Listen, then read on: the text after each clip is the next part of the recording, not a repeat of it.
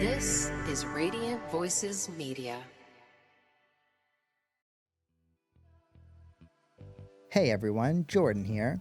If you're like me, always pushing for that next level in training, recovery, and overall wellness, then you know the right fuel makes all the difference.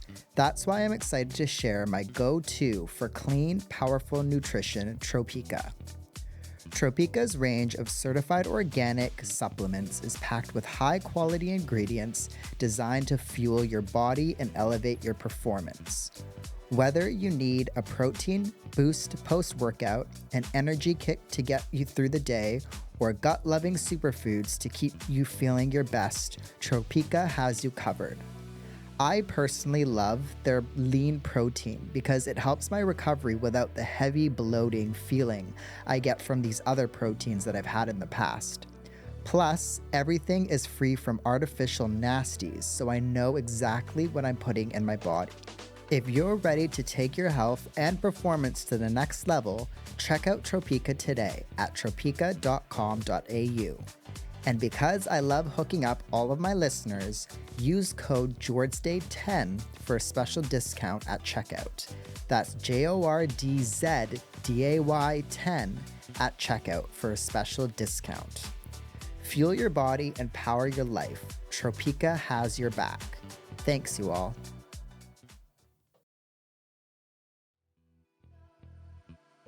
Hey everyone, I want to tell you about a brand called Re, the sunglasses made by runners for runners.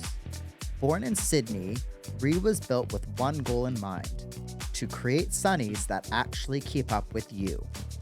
Whether you're hitting a sunrise tempo session or grinding through a weekend-long run, Re delivers crystal clear lens tech, lightweight frames, and durability that doesn't quit, no matter how many times you sweat through them or stuff them in your bag. They offer a range of lens shades and technology to suit all conditions. From bright road races to shaded trails, there's no slipping, no bouncing, just solid performance and style. So if you're tired of sunglasses that can't go the distance, it's time to rethink your eyewear. Check them out at reyourrun.com.au and use code Jordan10 for a little something off your first pair. That's code Jordan10 to save yourself 10% off your first pair. Hey everybody, and welcome to another episode. Today I am joined by Dani from House of Holistic Health, a holistic coach, fitness expert, and someone who specializes in endometriosis and who's rewriting the way women approach their health, hormones, skin, and fitness. In a world full of quick fixes, toxic hustle culture, and a one-size-fits-all approach, Dani brings something refreshing and kind of personalized, real, and deeply informed that gets to the root, basically, not just the symptoms. Whether you're navigating gut issues, skin breakouts, or burnout from trying to do it all, this conversation is going to give you both insight and relief. So don't get me wrong, this episode has much to do with women, but just like all of my episodes, whether you're a man, woman, anybody can get anything and something from listening to this episode. So without further ado, let's get into it and let's get started. This is your permission slip to speak your truth, own your story, and laugh through the chaos. Welcome to the Transparently Jordan podcast.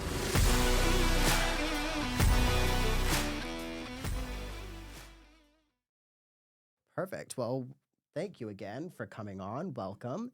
Um, Again, I quite like people like yourself who have a podcast. It makes it so much easier. But thanks, Dani, for coming on.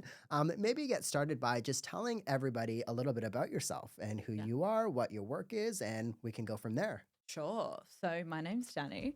I am a clinical nutritionist and a coach or a holistic coach.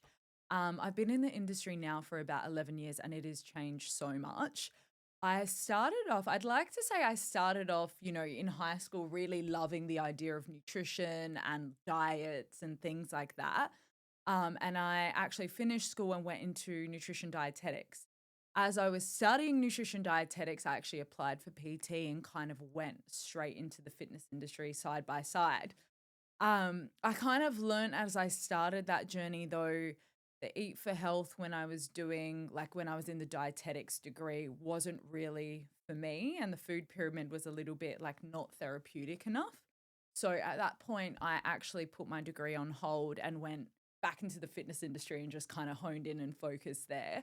And obviously, as you would know, being in the gym as well, it's then to now, 10 years ago to now is so, so different. There wasn't a lot of women in the gym. Well, there were, but it was more cardio. It was less like weights, like everything was super, super different. So really focused on that. Absolutely love that. And part of my story actually is at 21, I got breast implants. So that was like the peak of like bodybuilding and, I wanted to compete and all of that. And then essentially what happened is I started to get really quite unwell. So I mean, the symptoms, they didn't start just immediately. It was kind of over the years with time, they kind of progressed until I got really quite unwell with autoimmune disease and things like that. So a part of my journey was going through like chronic health issues, which led me into changing degrees into more of a natural therapies degree. So yeah, because of that I really wanted to find like the root cause, because a lot of the answers that I was getting in the like a Western medicine system was, you know, there's no reason why you should be sick from breast implants. We don't know why you're unwell. We don't know why you've got chronic gut issues, bloating, all of these issues. So, and me being me, I'm like, well, that's not good enough because I feel like absolute crap essentially. And I wanted to find the root cause. So, anyway, long story short, I started studying nutritional and dietetic medicine, which is a little bit different to dietetics at Flinders, which is a regular university. So, we studied gut health, we studied hormones, we learn about nutrients and nutraceuticals, so very similar to naturopathy. And through that journey, I explanted. I took out my breast implants because I thought they were the root cause. And lo and behold, I started to get better. Yeah, right. So with that, and then a lot of like gut health, and I had a mentor after I finished my degree, and I essentially worked on healing myself, and I want to do the same with others now. So very passionate about it. There you go. And like one thing that I find very interesting that we had a chat about earlier Mm, is Western medicine. Like, I feel like it's very rigid, right? When you go through something like what you did and you can't find answers with Western medicine, a lot of the time it's because they go by research or they go by what they know and they don't take the alternatives into consideration, mm, unfortunately. Which I guess, if your training is in that field, then it's hard to see alternatives. I totally understand that. But to kind of look alternatively and to kind of look at other options is very important. And I think a lot of people are moving into that direction, really. What was one thing, like you mentioned earlier that you were in dietetics? What was one thing that you didn't like about it, about the pyramid and everything? Because mm, I had a similar kind of route. I was a PT prior to becoming a physio PT. mm, And again, like as a PT, you have to kind of look alternatively as well, mm. and you have to work a little bit differently as well, and do a lot of learning yourself as well, because as a lot of people know, you don't get as much training as a PT. It's some in Canada, it's like a weekend course, really. That's Wow. that's the amount of training. I know here in Australia it's a lot better than that, but in Canada, you could do an online course and call yourself a PT. So you have to do a lot of personal development. But what was kind of things that you found different and that you didn't like about the whole dietetics versus PT nutrition?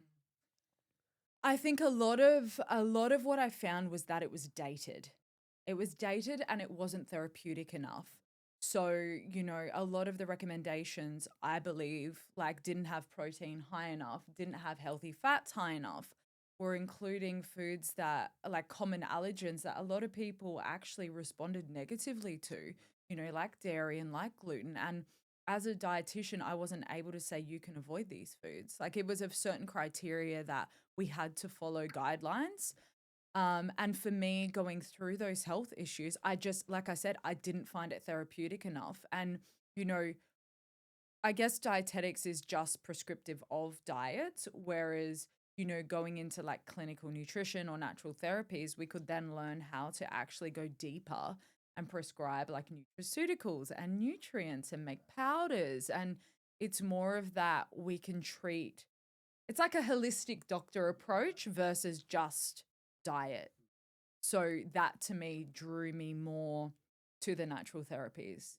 So, It's a bit more fun too, yeah. like you have more flexibility and you have other options in a sense. Like you can look a little bit broader and you're not so rigid, like I was alluding to before. So I think it's like as a clinician as well and a practitioner, it's a lot more fun. But like I was saying before, and like you were alluding to, like a lot of people are starting to look at that direction. They're looking for the alternative. They're not wanting the medications anymore, and they're trying to live a little bit more holistically to try and prevent that kind of stuff. And I think like if you look at healthcare, a lot of us in healthcare in this generation, like I'm a millennial, know that if we could prevent a lot of these illnesses, then there'd be less strain on the medical system that there is right now, right? But of course, it's not looked at like that right now. But I think that's where a lot of things are moving, and a lot Mm, of like younger clinicians are trying to go into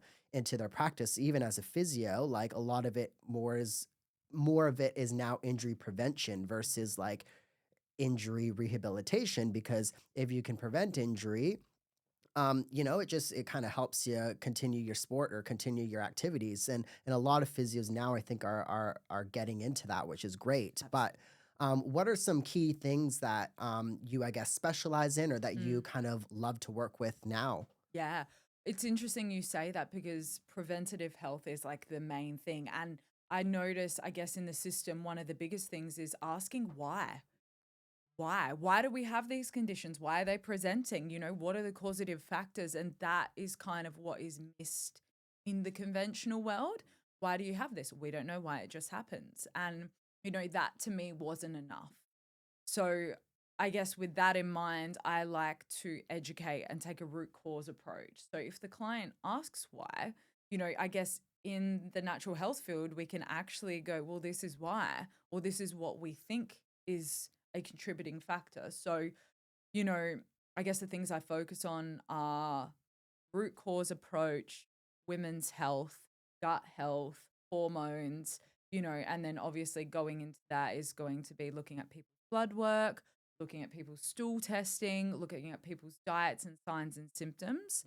And especially because so many people that present really do suffer a lot of gut health issues and digestive issues. And I feel like when they go through the conventional system, they're just not getting the help that's required, and they're Yeah, not getting better and they're getting frustrated. yeah.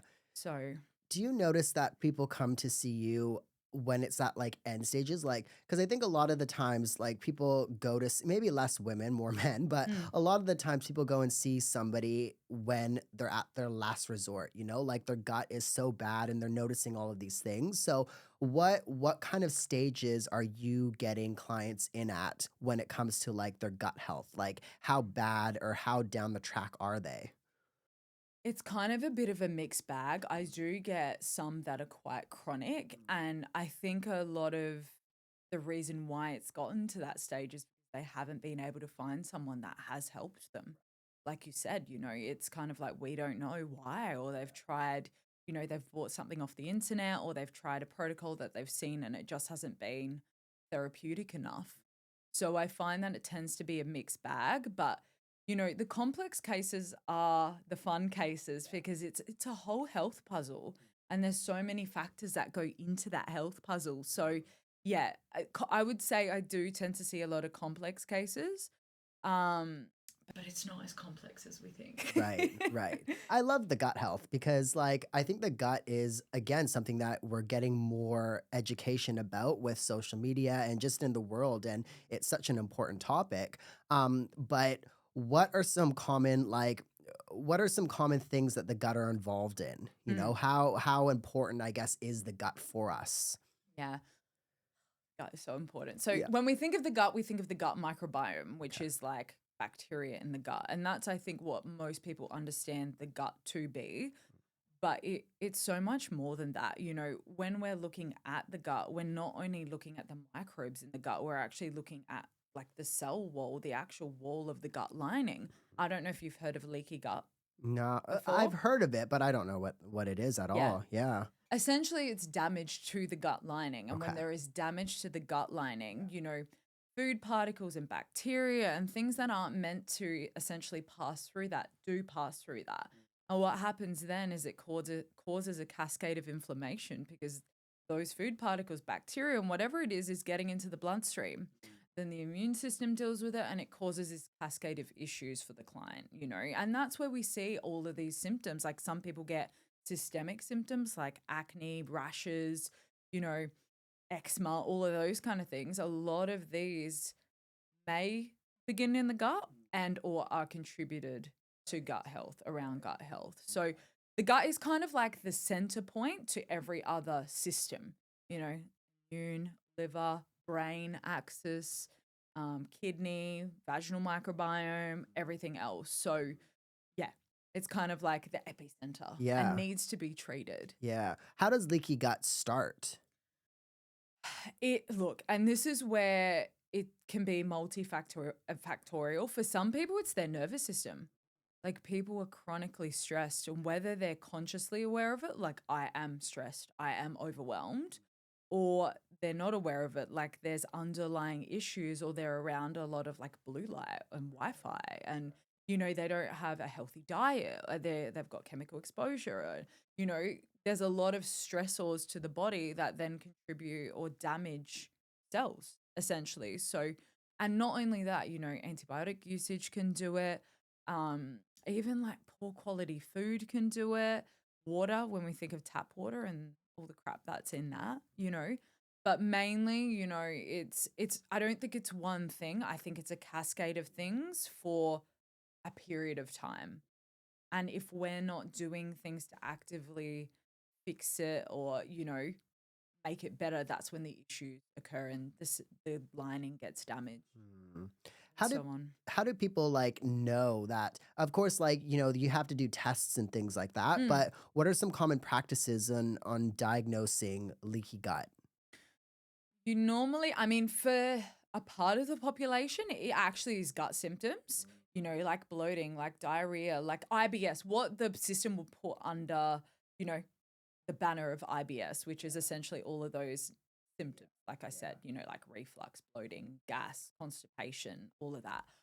Um, that is kind of a more obvious kind, but maybe the less obvious kind is things like brain fog or memory issues, immune system issues, even things like low mood and like neurotransmitter health. So people that have issues sleeping or feeling good and things like that, because neurotransmitters, a lot of them are made in the gut, like serotonin and feel good hormones. Um, some of them are a little more obvious like that, but other things, that people wouldn't even be aware of are things like acne and eczema and skin conditions and immune conditions and things like that. But if we're looking specifically and we're looking at symptoms, we're looking at that, but we're also looking at blood testing and you can tell through, immune system, a panel, things like that. Right. Yeah. How do people like let's maybe go into some common ways that people can help like, we don't want to give everybody the answers and everything, but Of what course. are some ways that people can help leaky gut and Mm. help their gut in general? Because I think a lot of the things that you mentioned, like a lot of us experience, right? Mm. I personally, I've been diagnosed with IBS for like, I don't know, 10 GPs or whatever. I think it's Yeah. overly diagnosed. I don't know, but Yeah, it that's is. my opinion. Yeah. But like a lot of people have issues with their skin or have issues with stress or, blue light. Like it's just the Mm. the ways that we're living these days. Mm. What are some common strategies that people can address to help their gut overall? Mm.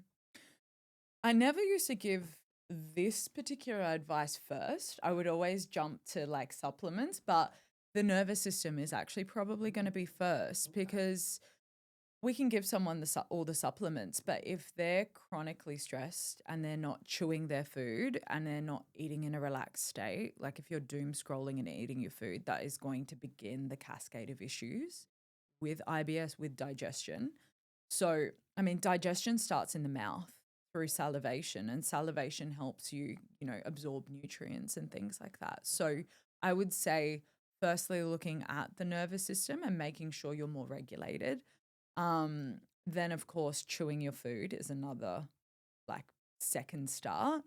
And then probably looking at the quality of food and including like food as medicine. So I love things like bone broth.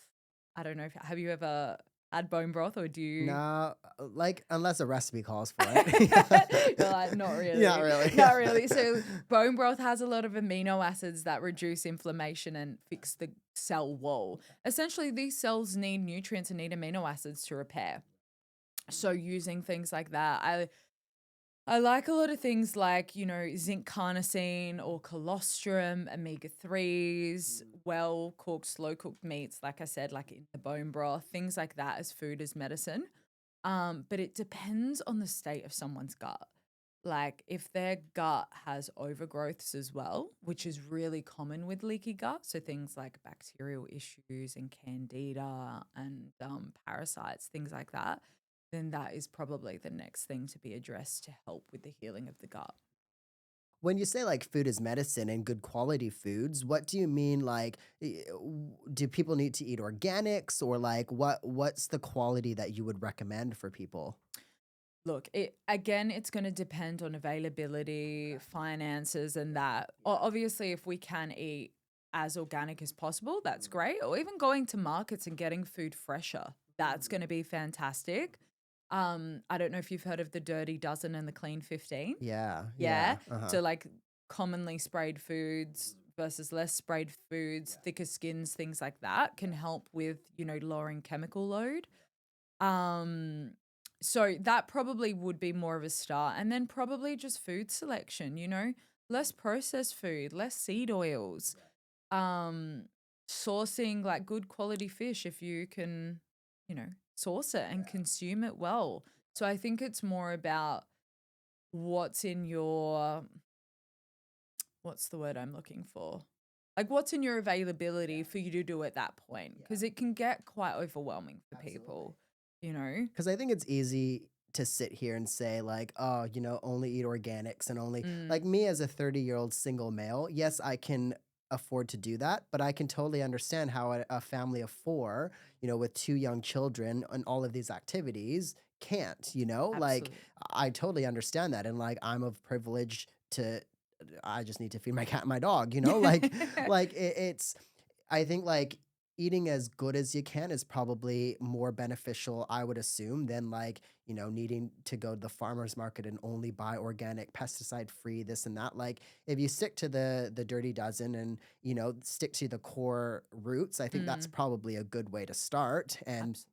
from like people like you who have come on, I think like if I've got anything, it's that essentially. It's Mm, trying to just be as good as you can be. And like I also think if you scroll through and you doom like scroll, everything that you eat is bad apparently these days. yeah, So yeah, like really, I mean, how much harm are you doing? Like because apparently everything is bad. So yeah. um, but what are some examples of like how gut health can kind of transform people? Like, I Mm, know, like you've mentioned so much, like the skin and these kind of stuff, mm. but like, how does the gut, I guess, transform people's and benefit people, basically? Like if they heal their gut. Yeah, yeah. I mean, if I use myself as a comparison, then to now, like I was struggling to get out of bed. I was struggling, like my memory would go. I would forget, people's names, or I'd walk into a room and go, okay, why am I here? I've forgotten. So if we're just talking about general vitality, brain health, that is probably one of the biggest wins. It helps all facets of your life because if you're absorbing and assimilating nutrients, they are required for your body to function at an optimal level.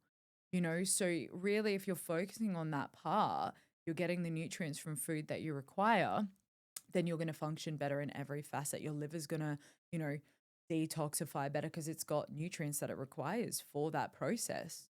And if you're eating cleaner foods, doesn't have to, like we said, doesn't have to be completely organic, generally you are going to function and feel better. And if we bring the fitness side of things into it, it's crucial. I mean, we know how, important diet is for results.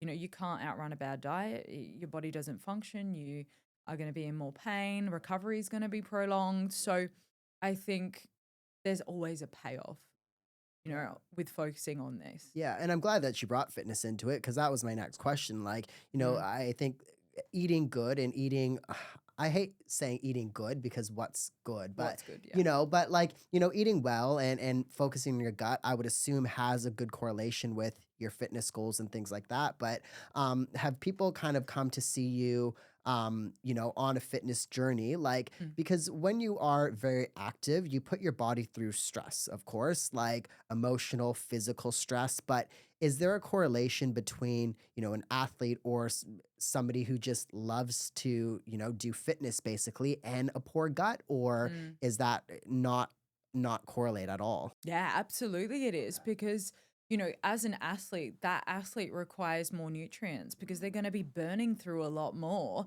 than your average general population client. So it's crucial for that athlete to be eating enough and to be fueling enough and to have nutrients at a certain level because that's where we tend to see a lot of nutrient issues. Because obviously, as an athlete, we've got other involvements like nervous system and things like that. They're going to be under more acute stress consistently, So this is where it all ties in with optimal health for them to focus on that. And it's crucial again for athletes to eat like an athlete and to not undereat. And I don't know, look, I can speak for women. I do see a lot of women that chronically undereat, especially in the athletic space. So I think that's such an important factor. Why do you think that is? Like under eating with women? How what are some strategies that you work on and help women eat, I guess, a bit better for their Mm. body and for their activities? Well, I mean, if we ask why, it's probably just the way society has programmed us to look like or be a certain way. I feel like there's such a, not a criteria, but like there's a level of beauty or whatever it is that our body needs to be a certain way. So, and then obviously looking at trends like the 90s, Weight Watchers, and all of that, there hasn't really been a good example of health until maybe now. Maybe it's, with social media changing, women in the gym and things like that, it's gotten better. But I feel like there hasn't really been good examples for women to begin with. Um, so that's kind of perpetuated the cycle of the undereating and whatnot. But I kind of get women to, firstly, education's important and explaining to them why and how important protein is, because that's a common macronutrient that I see really low in women, less common in men, but more in women. Chronically undereating protein, carbs are always over, and not eating enough healthy fats, and the fear to do so.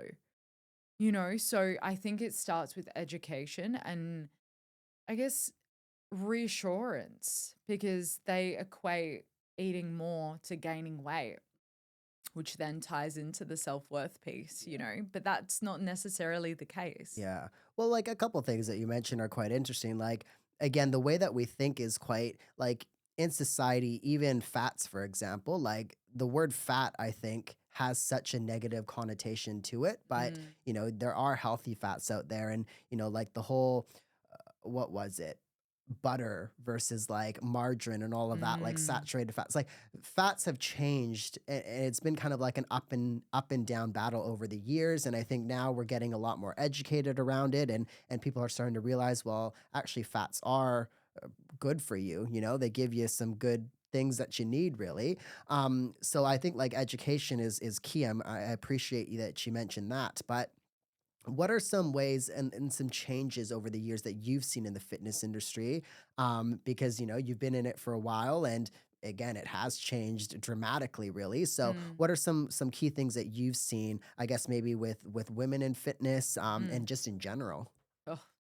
I mean, 10 or 11 years ago to now, it's chalk and cheese. Like if we go back then, I mean, a lot of women were just doing cardio. It was a lot of like Les Mills classes and, like treadmill and scared to lift weights because weights make you bulky kind of thing.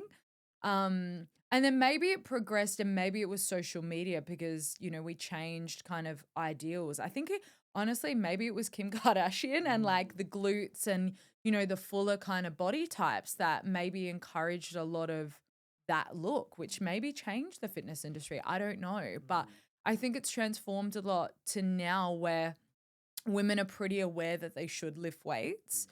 And they do, and they're not fearful. But I think what needs to change is the food dialogue.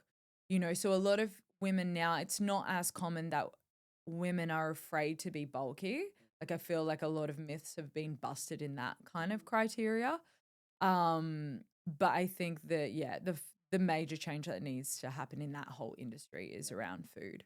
And I think I've mentioned this, I believe, a couple of times, ladies that are listening, like, and I'm sorry to call you out, all of the males out there, but like, males have been like training for years to like be bulky and like can't even get, the physique that they want. So like, it's probably you lifting like, some heavy weights is probably not going to, g- get as much bulk as you think. But that's just my opinion, I guess. But Totally, totally. It's not um, that easy. what kind of approach do you have with like personalizing people's programs? Because of course everybody, sorry, is individualized, and I think women in particular have so many other things to think about when they're training for weights Mm. and eating and things like that. So what are kind of things that women need to be aware of when they are strength training and when they are trying to start this fitness journey? Mm.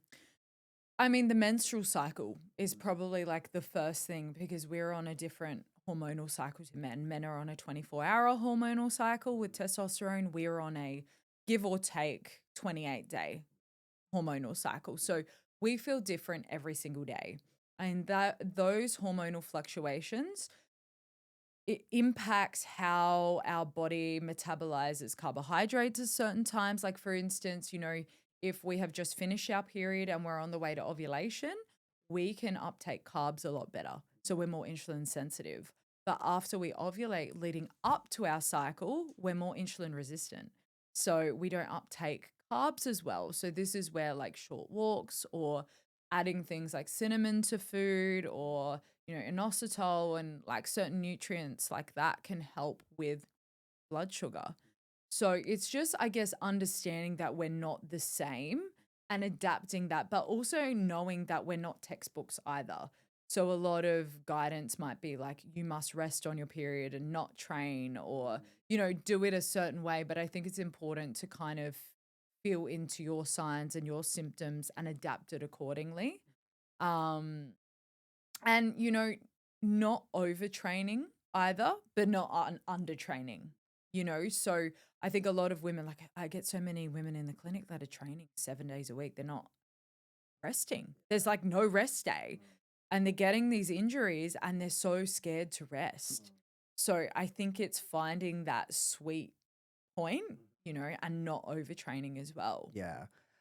For the women out there that, are going to the gym, eating well, and, just want to have a healthy lifestyle, maybe a good physique and Mm, just feel good. What are some strategies that they can have and that you suggest for those people? Because I think, again, it's very common for people to overtrain. It's very mm, common for people to undereat. And you've mentioned some great tips already, but like for that person who, is maybe not training for anything in particular, but just mm. wants to live a well-rounded life, what are some strategies you have for those kind of people out there? I would say, I mean, have a big focus on protein. Make sure that you're having, I like to say no less than 100 grams a day. If you're already an athlete, that's going to seem like not, you know, like you got to have a lot more than that. But for the general population, like you would be surprised that a lot of women don't even hit that. So, ideally, if we can head up to the 120 to 140, great. But I think prioritizing protein's really important. I think as well, making sure that you're again not overtraining, but focusing on quality intensity of your current sessions, and output and training with intention, and really asking yourself, why am I here? What do I want out of this? Like, what are my goals? Am I just hyper fixated on physique and aesthetics, or is it deeper than that? Am I focusing on health? And I always say to clients, like, look beyond physique because that it's a very emotionally based goal. and it's not focused on other metrics. Have a performance based goal in there, have a health metric goal in there as well. So you can kind of feel like you're progressing slowly and build habits towards that. So I think focusing on your why, focusing on protein, and I think sleep and rest and recovery is really important as well. I think a lot of women don't sleep enough. And they're scrolling at night and they're only getting, 7 hours or under.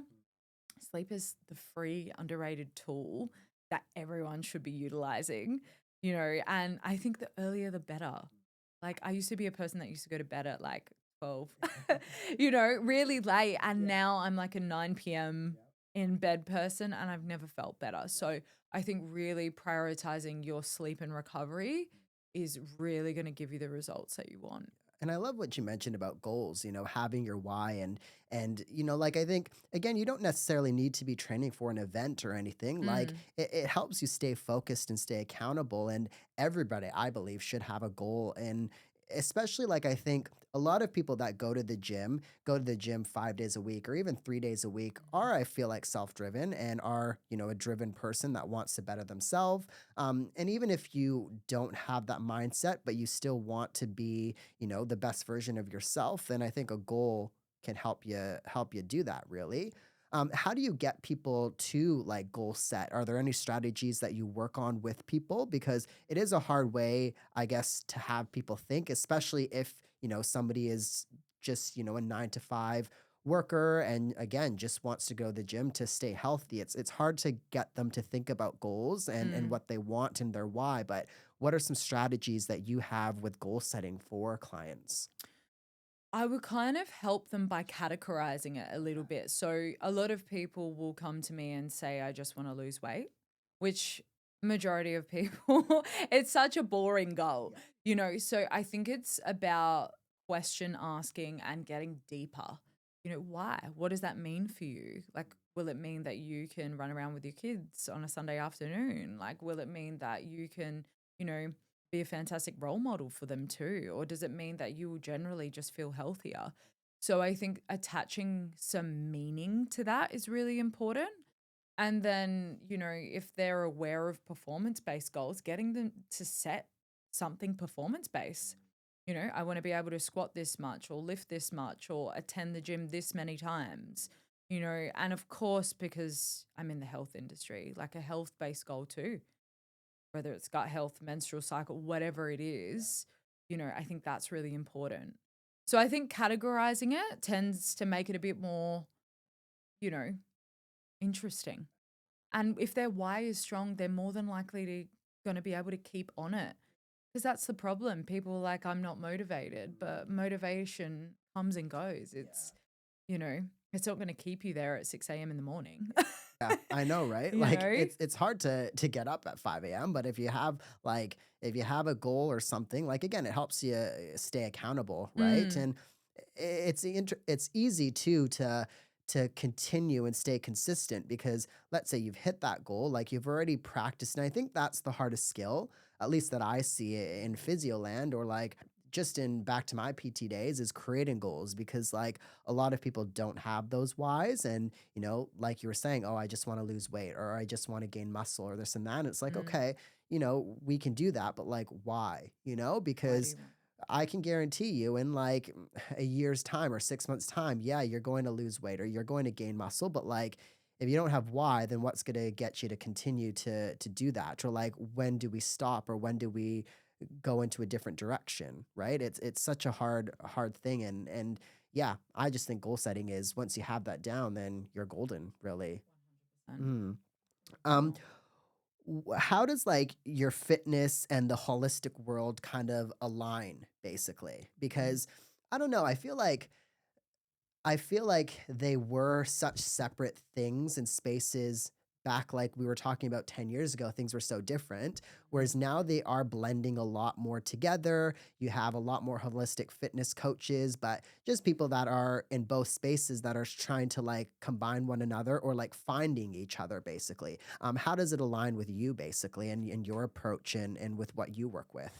I think it aligns because of my own personal experiences, because I started in the fitness industry and then I experienced all these symptoms. And then I started studying the health industry and I thought, hang on a sec, why can't we combine the best of both worlds where one focuses on like performance and aesthetics, and the other side focuses on health and longevity, and ultimately combining both worlds, I believe that the person can not only look great, perform great, but feel great, because it was common to see a lot of like, I was more so like bodybuilding and things like that. But in that world, people looked great, but they didn't feel great. And they had a whole cascade of issues. So, I think it was that got that questioning for me going, hang on a sec, let's combine it. And there's so many things nutritionally and natural medicine that you can do that isn't going to affect or, draw you away from fitness. It just locks in really nicely. So, yeah, it's the best of both Yeah, worlds. absolutely. What are some strategies? Because I find it interesting. Like, I have a few friends that are bodybuilders and a few people that have been on this podcast, and Mm, just hearing what they go through. I mean, like, on the switch of things, like me training for a triathlon or a marathon, like, it's as dramatic and as drastic as well. And I think both extremes are probably not the greatest for your gut all the time as well, and for your overall health. It's something that you only do for a block of period for a reason, I assume. But in that world, in that space, since you've had experience there, do you see any changes of people doing it differently to be better on their gut? Or yeah. yeah, are there any key things that stand out to you right now? Yeah, I think, if we can get their food and digestion down pat, that improves their nutrient absorption, which improves their output and obviously inflammation and things like that. Because, like we said before, if you're training consistently, especially doing things like marathons, and whatnot, like that's a big hit. And you think about how many nutrients you go through, the requirement for food and things like that. So I think scanning the client, assessing their nutrients, assessing their liver, assessing all of that, and making sure everything's functioning well really just helps them perform better. Especially nutrients, they're so overlooked, and it's really common in athletes for them to be nutrient deficient, especially your B vitamins, especially zinc, magnesium, all of that. How do you get I'm curious about how you get women who, let's say, are super busy, like they have just such a busy life going on with a Mm, job, they have children, they have a family to manage. They're doing a lot, but they're also wanting to stay healthy themselves. Like, I think a lot of the mm, time moms sacrifice themselves, mm, for their family. But what are some strategies, or what are some ways that you help women in that aspect? Because mm, life gets in the way sometimes for all of us, really. And I think like it's a lot harder, sorry, to fix things instead of mm. like prevent things, right? But what are some strategies that you have for the busy woman, basically?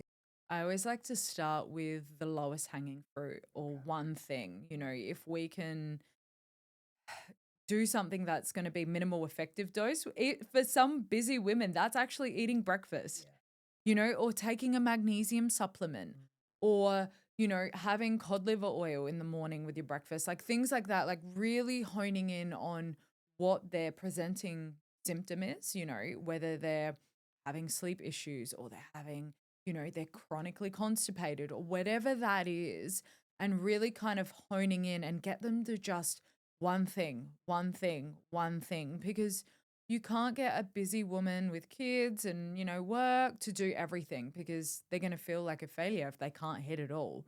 So, one thing at a time is normally something that gets them or keeps them on track because it's not adding too many tabs to their already busy brain. It's an easy add on to their routine. So I really think simplicity is important, and obviously with social media, we've got too much information getting us to do too many things, try this supplement, do this routine, 10-step morning routine. But in reality, who's got time for that? It's too complicated. And I get a lot of people coming in going like, I'm overwhelmed. There's too much information out there. So I think it's important to just really simplify. And the more that you do, the more potential for failure. You know what I Mm, mean? Like, if you keep it simple, like I think a lot of the times too, we try and recreate the wheel, and we try and like oh, try this new thing because it's supposed to be, but like a lot of these older ways or these things like are not broken. So why try and fix it, right? So like I like that. Keep it simple because again, like if you keep it simple, you'll be potentially more successful, but also like not as hard on yourself. Like if you fail, like the first thing that you're gonna do is want to quit or like feel like a failure. But again, if you're trying 100 different things, then yeah, not all of those things are gonna work. You're gonna fail more. What are some ways that people like who want to start? Because you mentioned things are like overwhelming on social media. There is, I agree, there's too much information out Yeah. there now. But like people that want to start becoming a little bit more holistic and just like I think it's again, we've mentioned this many times, but like a lot of people are moving away from Western medicine, but it Mm. is overwhelming even moving into the holistic space now because again, there's so much access to information. So, what are some strategies and just some easy ways that people can live a more holistic life or get started living with a more holistic life? I feel like starting with the free things, you know, morning sunlight and blocking blue light at nighttime, not being on your phone at night, doom scrolling, sitting with family, or if you live alone, sit alone, don't scroll when you eat, chew your food, be present. Because I think this world, it's really hard for us to be present in our bodies. And I think that is a really effective, free way to begin your health journey, but often a hard way. I think people are searching for a magic pill or a magic protocol or whatever, but I think a lot of it begins with actually emotional regulation, and then once you are a little more regulated and chewing your food, then, you know, look at the type of food you're eating. Make sure you're prioritizing protein, then you can go a little bit deeper. But I know I probably gave about 5 different things there, but, I really wanna hone in on that nervous system thing because the supplements, like, as a practitioner, supplements, diet, that's easy. It's easy to prescribe that stuff, but sitting with yourself is often harder. Yeah. No, those are like, I mean, those are great tips, I think, because like being in the present is so important, especially in a world where we're getting busier and busier and we have so much more stimulation than we had, even 10 years ago, basically. 10 years, maybe 20 years ago. Yeah. But like, you always have access to something, you're always doing something and being present is so important, really. Um, you've mentioned the nervous system a few times, and it is important. But what are some strategies like how does the nervous system, I guess, maybe start with affect the gut, affects like stress? How does like the nervous system specifically affect those kind of things? Because I think like when we think about the nervous system, it's such a broad topic. Mm. But like the nervous system, like you were mentioning, can be like attention, it can be stress. It's included in all of those things. So, maybe give cliff notes, people out there listening, of what the nervous system is and how we can address that part of our health. You're right. It is a very broad topic. I think if we talk, I guess, in the context of like gut health, the gut and the nervous system are directly, obviously, connected via something called the vagal nerve. So the way we can kind of understand that, it would feel like the butterflies in your stomach that you feel, when you're excited and things like that. So, how we feel, how regulated we are is directly going to affect our health. So I think with that in mind, it's important to not take control, but feel into how we're actually feeling, um, rather than distracting how we feel. Because if you're not concentrating on the task that you're doing, then, especially, you know, food and eating, you're not going to secrete the digestive enzymes, the saliva that is required to break down that food. So, this is where the presence, like I said before, with that kind of advice can help the connection with the gut, you know, via being present. Because you're not going to be in fight or flight. You're actually going to be in rest and digest, which is what's required, Yeah. you Yeah. know? What about diets? Do you like there's so many diets that have been out there, but, like, are there any diets that you followed that you, like, love or any diets that you're, like, dead set against? Like, what Mm, about diets and all of that? Because when it comes to, like, losing weight and I think women in general, I feel like diets are a very, big thing a lot of the times, but what are your opinions on diets and what are some things that people need to be aware of when it comes to a specific diet? I think anything that's too extreme is just gonna cause more issues to the person than, I mean, it depends. It's really, I think this question is a bit of an it depends question because it depends what the client's presenting with. There are going to be some diets that are going to be more therapeutic in nature for things like autoimmune disease or, you know, chronic like allergies and things like that. So I think in a therapeutic approach, certain diets can be great, but I think for the general person who like found a keto diet online that they want to follow for fat loss isn't sustainable. And I think the key to this journey is finding something that's sustainable because there's no point doing something for 4 weeks, 6 weeks, 8 weeks.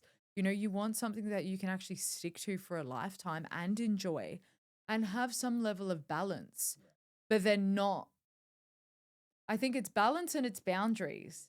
A lot of people get too caught up in, one way or the other. They're too restrictive or they're just like, fuck it. Yeah. Yeah. I'm just going to do like Exactly. whatever, Mhm. the diet starts Monday. So Yeah. I think people really struggle with even just the word diet because it means restriction or it means, you're doing a certain thing. So I think it has to be sustainable. Right. Are there any like key, because you mentioned this a few times as well, like Mm. when it comes to the gut and maybe having leaky gut or having a bad gut, like are there any common autoimmune disorders or diseases that come out of that or that are related with that? Yeah. Okay. A a lot of A them. lot yeah, okay, alright. Yeah, Is there anything specific that, like, that are more present in women, let's say? well, potentially, you could look at cases of like IBD, like Crohn's and things like that. Or if we're talking like female specific, endometriosis is probably a big one. So, it's if we speak about endo as such, it's not without the presence of digestive issues.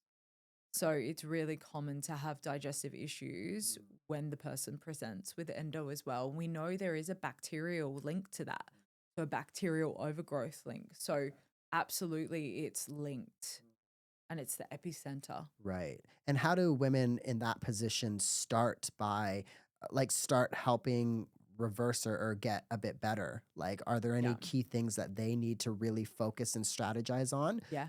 Because, like, I think, like, again, there's so much information, but like sometimes you can do things for like, let's say a gut that doesn't have those symptoms and it Mm, just not work, right? So are mm, there anything that like we haven't mentioned or that you haven't mentioned thus far that mm. those people need to really focus on?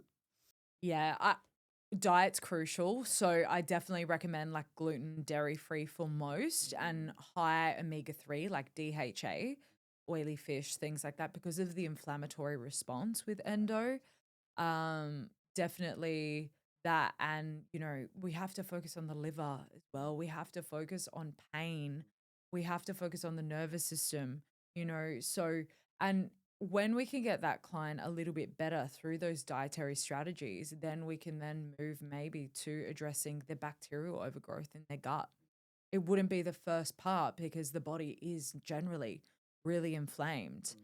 So I think it's, yeah, in those cases, removing those kind of foods first are going to be really, really important and making sure that that client is actually going to the toilet. Because a lot of women are constipated with endo, if they have a lot of bowel issues as well. So this is where a more prescriptive diet can be really important. Mm. Yeah, and I guess like you probably like women like that need to look at it a bit differently, Mm, because like I was mentioning before, like diets are probably good in some instances like that, where you do need to be restrictive, but like the average person that doesn't need to like focus on, that extent of it, it's just going to be I guess not beneficial in the long term because, they might spiral out of control or whatnot. But I'm sure if somebody who has endo, like, is that a long-term thing? Is that something that they can reverse out of, or is it generally not? It's complex. Like endo's very complex. We're looking at something that's, an inflammatory condition. We're looking at, an immune system involvement, bacteria, gut involvement, trauma involvement. So, yes, people can get their symptoms a lot better and potentially get into remission, but it does take a lot of work and a lot of unraveling. Yeah, and I guess people like that who are in that position are a bit more driven to do that, hopefully, because Mm, if it is something that you need to constantly work on, and you don't like, who wants to have symptoms, again and again, and that's where I guess somebody like you yourself kind of comes into the picture, because a lot of people are probably a lot like more chronic and haven't addressed it in that sense really, and haven't like, if you only look at it one way, I think you're missing all of these other aspects of it, right? Like if you're only looking at the skin, or you're only looking at this and that, then you're missing a lot of other information out there basically. yeah, 100%. What about like intuitive eating, that term? Because that term comes out a lot. Is that something that you use? Is it like, what's your opinion on intuitive eating? I think most people don't actually understand numerical value of food, like the concept of what's actually nutrient dense for us. Like maybe on the surface we do, but I think, oh, it's a very nuanced topic because maybe for people that, might have a really negative relationship with food, might feel better in some more freedom around it. But then how much freedom is too much freedom? Like, is that person then like giving themselves permission to eat, you know, unhealthy, which if they have a health condition, then that's going to make it worse. And you do need boundaries with food. So I would say it kind of depends. It depends on how aware that person is of, the nutrient value of food. Have they ever tracked their food before? Do they understand how much food they're meant to be eating? Because again, a lot of women undereat. So is it a banner for undereating too? It's a very, it depends scenario. It depends on the client. Yeah.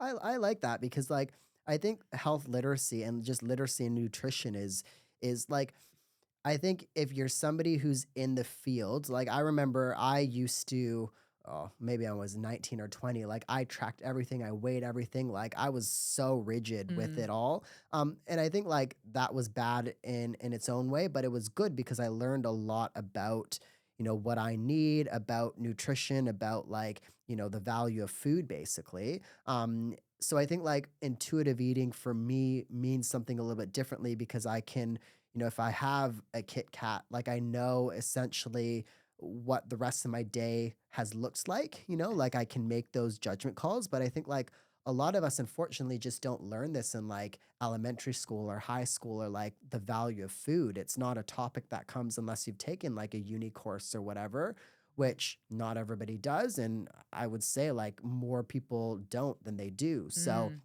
I really like that because it's with all of this information that's out there, it's also like easy people like getting incorrect information about intuitive eating and yes. and this and that. Yeah. Um what like we talked about this, or we brushed on this, but Yeah. like the high achieving person or the high achieving woman out there that has a lot to go on, and they want to do more all the time. I think that puts a lot of stress on them as well. But this whole like do more attitude, is that something that you've had to like work on with people, and how do you kind of address that? Because I think like when it comes to maybe losing weight, or when it comes to wanting to be better in fitness, like a common strategy is, okay, I need to go to the gym more. I need to do this more, like more, basically. But how are some ways that you address that for people and help educate women in that regard of like the whole do more attitude? I think personal experience helps because I've had to learn it myself that more doesn't necessarily equate to more results. And I think it's a lot harder for that group of women who are the type A personality because telling them to take a rest day is catastrophic. and it takes time, I often find it has to be like exposure therapy. It's like, okay, you have to take one rest day. I ideally want you to take two, but that's too much right now. So let's start with one and let's actually start with, one sleep in a week or, you know, giving your body some recovery work. Like, can you have a salt bath or can you do some foam rolling instead of doing your 5 HIIT classes a week? So in that um criteria of people, whatever you want to call it, it's a hard thing to do, probably like it is for that general population client to follow a diet and understand nutrition or track their food. It's like a different kind of hard or a different kind of lesson. So I think with that kind of change, it needs to be slow. It needs to be a one step. Probably, the same approach that I would do with the busy woman, the busy mum, like one thing, one thing, one thing. So then how do people tell the difference between needing to push themselves and then needing to rest? Like what are some key things like you hear clients come to you and say like, "Oh, this is what I'm noticing." Like what are some differences and some things that you hear people say Mm. that gets you to tell them, "Oh no, you need to like push more," versus like you need to rest more? Be- Because the lines can be blurred, I think, sometimes with that. Normally, you can tell. You could tell in signs and symptoms, like they've lost their menstrual cycle, they're not sleeping, they're running on adrenaline, there are a lot of signs and symptoms there. They're chronically nutrient deficient, things like that. But for them, it may not be so obvious because you get used to your body. Your body's fantastic at adapting to things, right? So they may not be able to point it out, or they know deep down that they should, but they're afraid to do so. So it kind of is it, and it depends conversation, and it's a very gentle conversation. So it's like, hey, like I think this would be best. I understand it's difficult because when you think about it, that type A personality, you know, there's a lot of self-worth things that are tied to that, achievement and doing good and whatever. So getting them to focus on rest and recovery can be really, can feel counterintuitive, and bring up a lot for them. And then of course, if they're getting physical symptoms as well, like if they're getting injuries or if they're not recovering properly, they're all big red flags. Yeah. So, Yeah, I think it's hard like you were saying I think a lot of the type A people that are doing that like get used to feeling a certain way or think that's oh this is normal now, right? mm, For me and I can put up with it, but I think sometimes if you get too high things can just spiral out of control and then it's too late in a sense. Like then it's even harder to get back, into that position because you've gotten an injury or you've your health has declined and that's the last thing that you want is like for that person to be so healthy and if you're watching this I'm using quotation marks but then like be unhealthy in a way because like your health has suffered which is not something that we want either. exactly. It's hard to draw that line. Yeah, yeah, especially for that type of person, like you were saying, like Yeah. there's a lot that's attached to that. I think I've been in that position. I think we all have Yeah. who's in this industry. And yeah, we can understand, and I think like that's why it's it's good to come and see somebody like yourself or somebody who's been in that space because like we know how it feels, and we've been in that scenario before and I think like a lot of people in the fitness space and the holistic space has had similar stories really and I think that just makes it easier to adapt to these kind of things because we've seen it, we've done it and it just kind of is something that we can help work with potentially. But how can people work with you? You have a podcast, maybe share all of that basically, if you Yeah. don't mind. Yeah, of course. You can find me at www.houseofholistichealth.com.au. You can find me on socials like Instagram at Dani Bulian _health or House of Holistic Health. Yes, I do have a podcast as well. It's called Holistic Health Hub, and I'm on Spotify, Apple Podcasts, and all the rest. Perfect. That will be in the show notes, everybody. So you can definitely check that out. But again, it was great having you on. great on the mic. I appreciate episodes like this because it makes it easy for me, really, and that's the main thing I think now.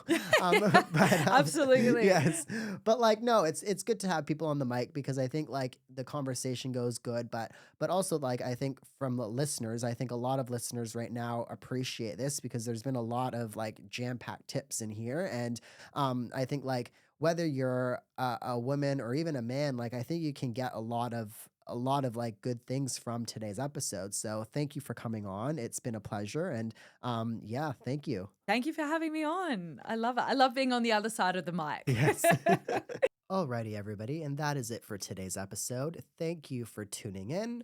Once again, if you can head to Spotify, Apple Podcasts, wherever you're listening, scroll down, hit that 5-star review button. It really helps out the podcast. It helps out all podcasts out there. I will talk to you all in the next episode.